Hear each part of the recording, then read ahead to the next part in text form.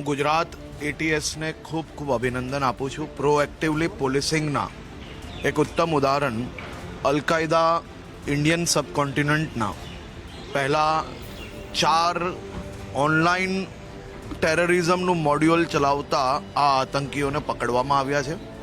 કાલે બેંગલુરુથી એક મહિલાને બી પકડવામાં આવી છે, જે મુખ્ય રૂપે હાઈલી રેડિકલાઇઝ અને અનેક પાકિસ્તાનીઓના સંપર્કમાં છે અને ઓનલાઈન ટેરર મોડ્યુલ પર ખૂબ મોટા પાયે આ મહિલા આ આતંકી દ્વારા કામગીરી કરવામાં આવી રહી હતી.